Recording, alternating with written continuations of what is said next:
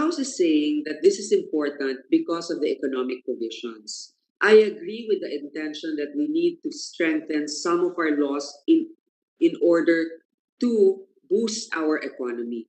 On the other hand, there are laws already, there are bills already in place, like the Public Service Act, that will address some of the concerns or some of the provisions that we would like to amend from the Constitution or from the laws that we already have. Now, if their argument will be this, but the Public Service Act might be questioned uh, through the Supreme Court because of the constitutional maybe conflict about the definition of ownership. But even if we go through all of these exercise, there is no guarantee that it will not also be questioned in the Supreme Court.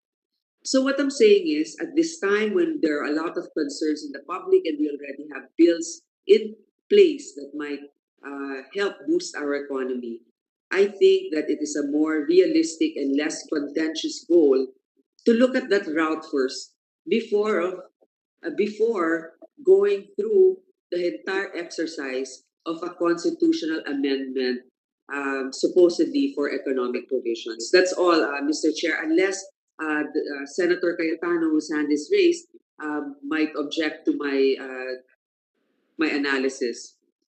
No, I'm not objecting, but with the permission of Senator Grace Po and the chair and the body, I just like to interject because she mentioned my name and create, no? Go ahead.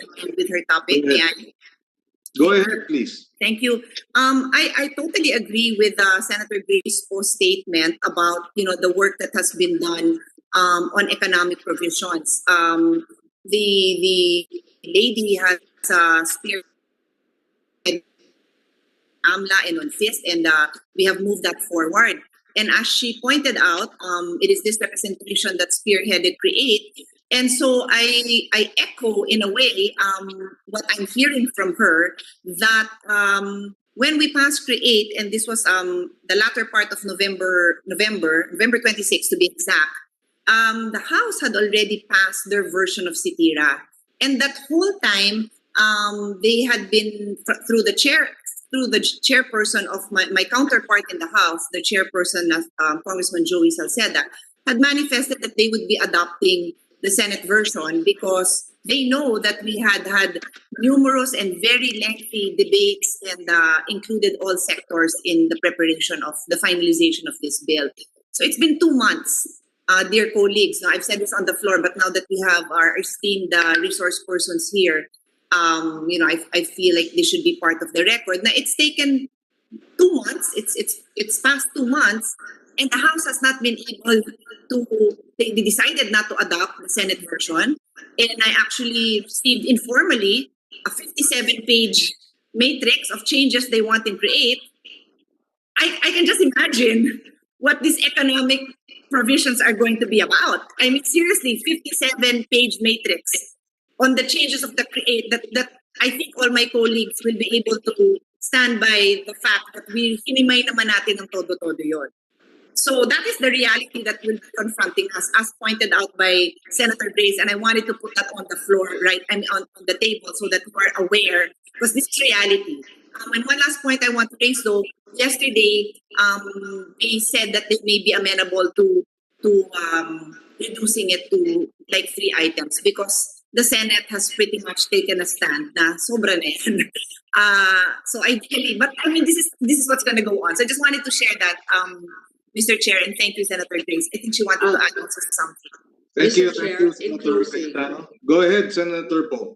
Mr. Chair, in closing, first of all, I'd like to actually acknowledge I've seen how the proponent for the CREATE bill in the Senate has really worked hard on this. I really marvel at how she's able to stand endlessly, I think, for 8 hours. I don't know if this is part of her workout regimen, but really to physically and mentally be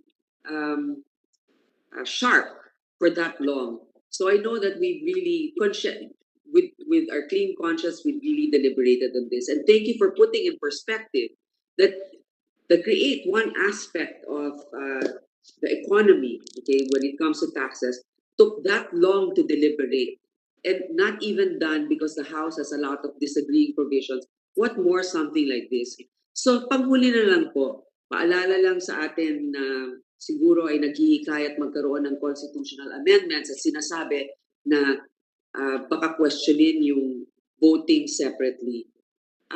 Kung yun nga, sinabi nga na natin paulit-ulit, kung yun nga ang mga pagpapapangalan ng mga karsada o pagpapalit ng mga pangalan ng mga eskwela, tayo ay bumoboto ng hiwalay sa mga ganyang bagay lamang. Ngayon pa kaya na mismo ang ating konstitusyon ang apektado ay bigla na lang magiging iba ang ating paggawa ng batas.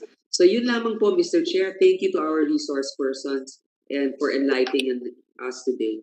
Thank you, Senator Po. Senator Cayetano, go ahead. Yes, Mr. Chair, would it be okay for me to make a few more comments? I am not sure if there's a line, if I can proceed. Yes, you're next. Go ahead. Okay, Go ahead. thank you. Actually, this is still in continuation with the earlier statements of Senator Grace Poe.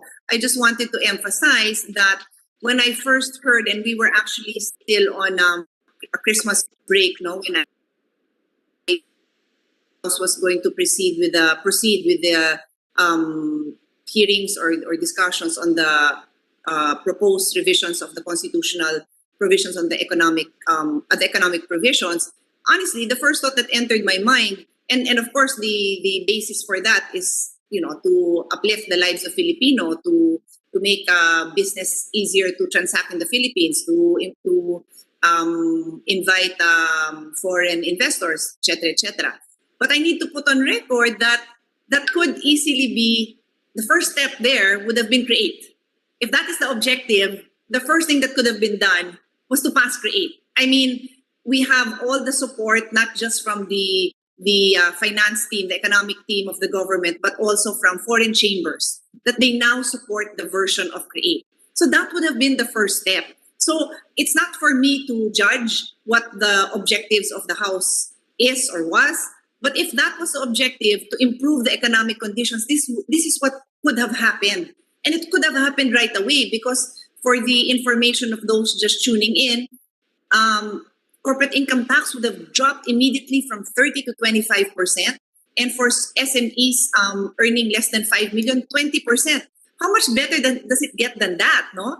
And for foreign investors, we've broadened, we've clarified the incentives that are available to them. I think most of our colleagues were quite happy with the more liberal and generous incentives that we provided, which are competitive with our Asian neighbors. So that really would have been the easy step. So I cannot help but wonder, if that is the objective, then why could this first not be taken? Having said that, anyone who wants to react, Mr. Chair, can react. No, I'm just tossing it all out there. Just going back to the statements of our esteemed resource persons,